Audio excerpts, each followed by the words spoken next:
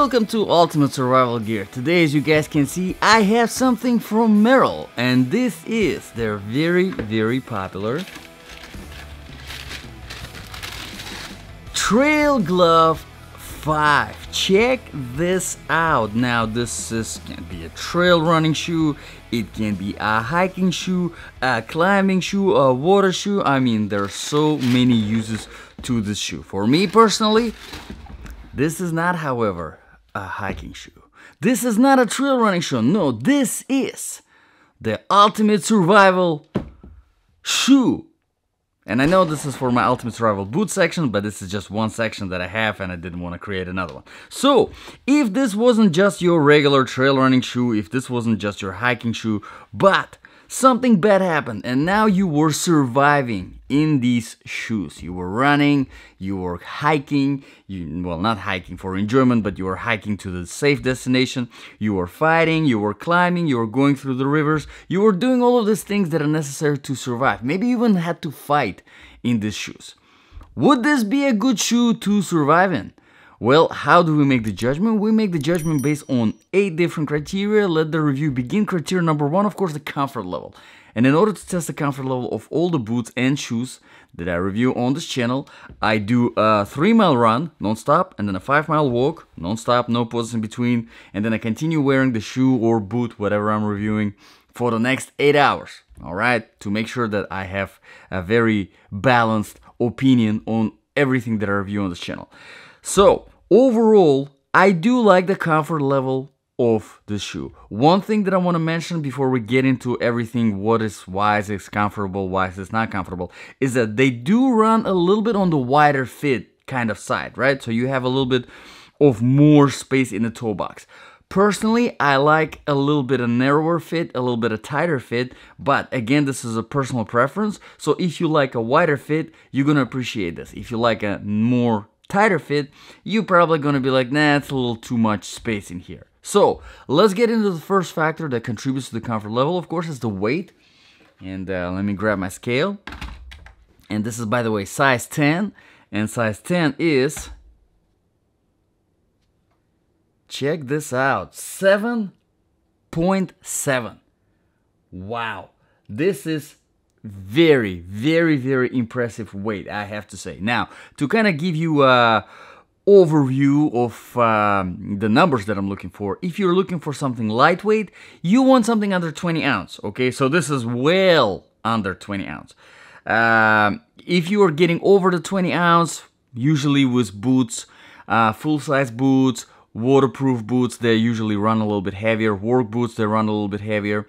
So with all of that stuff, you obviously get into the heavyweight territory, and now you kind of, you know, especially if you're doing long distance walks, now your comfort level is getting affected by all the weight. Here, 7 is very good. I really like the weight, pretty good. Another thing that contributes to the comfort level is the flexibility of the outsole.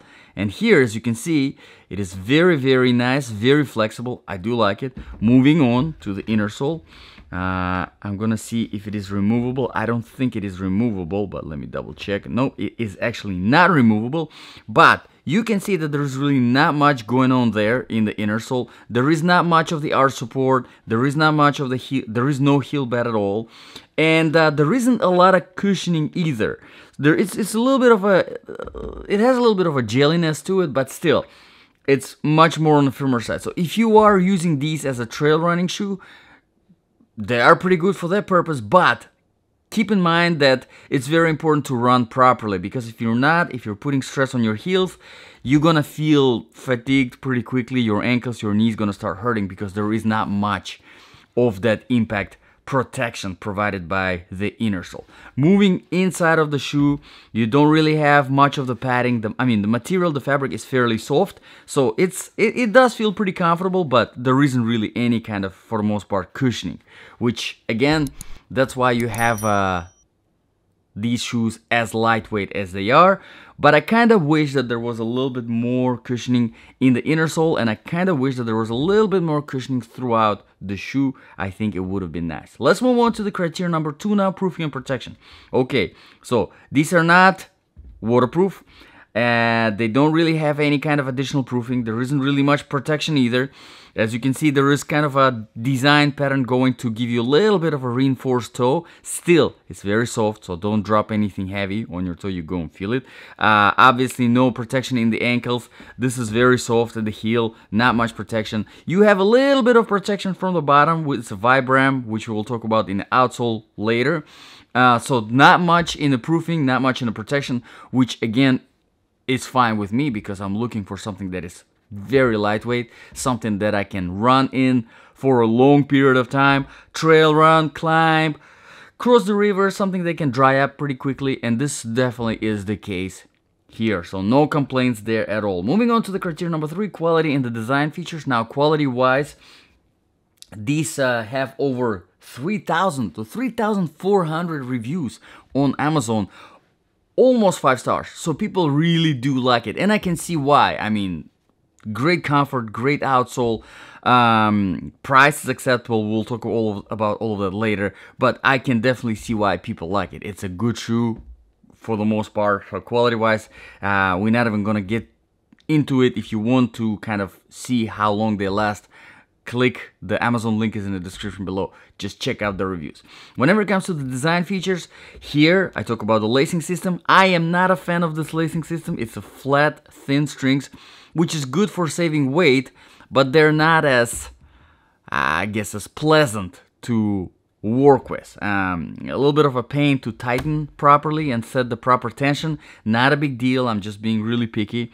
But you do have these fabric hooks going throughout, 4 of the 4 pairs, and then there's a ring to kind of give a little bit more of protection at the very top, because that's where usually most of the tension happens and you don't want anything to snap like these fabric hooks here, so they implemented the ring. So overall, pretty good. I mean, you have to keep in mind that everything is designed in this shoe to save weight, and that's what we have. Let's move on to the criteria number 4, outsole traction and stability. Now, whenever I do my run and my walk, I do it on a variety of different surfaces. I start with older asphalt going into the newer tarmac, then I go into the dry sand, dry grass, wet grass, rocky road, trail surface, some concrete, some rubber, marble tile, and then I get on the rock wall. So this is a really, really good outsole. I really do like it. It's very aggressive, and at the same time, it's very flat. So it's when you're walking or running on the sand, you don't really dig in. There is nothing that gets stuck in between the grooves. There's nothing complicated here.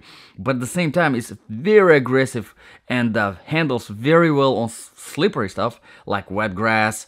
Handles very well on the rocky road. Surprisingly well on flat, shiny surfaces like concrete. Marble and tile, and on the rock wall, this is actually really good. I like it. So it's a very versatile outsole, and I mean, if you're familiar with Vibram, it's a popular outsole, basically brand. They do have their own shoes, which I'm not a fan of, but their outsoles are great. Most of the times, they're excellent and very, very good quality hard rubber, which is what you want in order to give you a good traction and stability. So overall, whenever it comes to the outsole, excellent. Moving on to the criteria number 5 really quick, the temperature.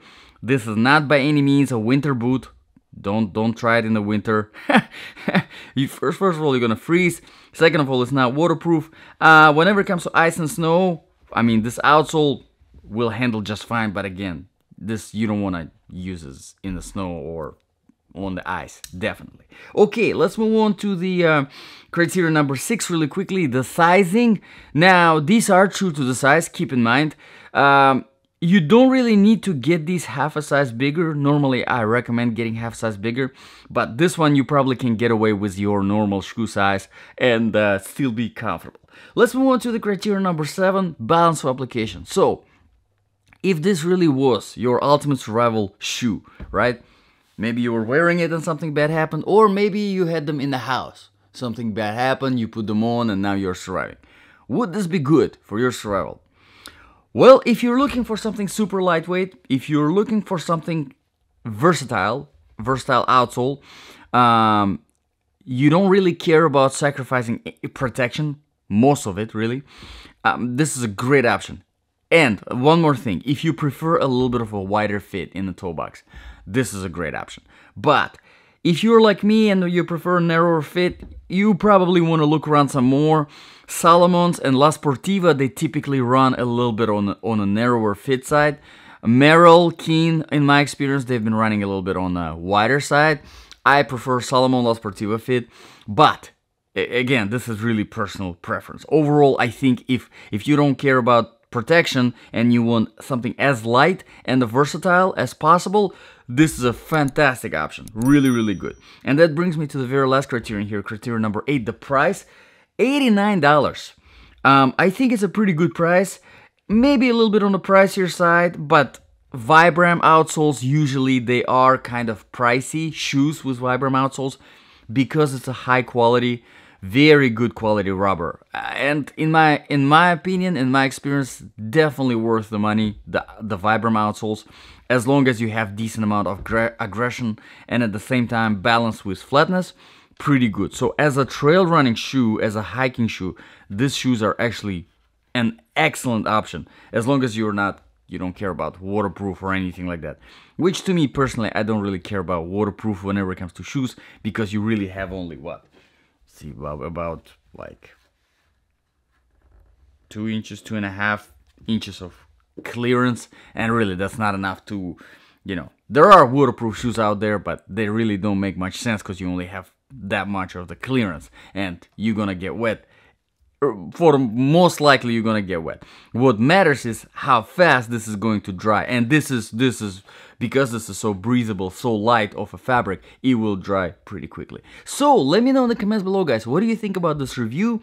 What do you think about this particular shoe? If you found this review useful, please consider subscribing to this channel. Definitely helps. If you want to help me out even more, you can join the membership. It's only 99 cents per month, and it really helps me out to bring more quality reviews, quality content to this channk. Thank you very much, guys, for watching. This was Ultimate Survival Gear. I'll see you guys in the next video.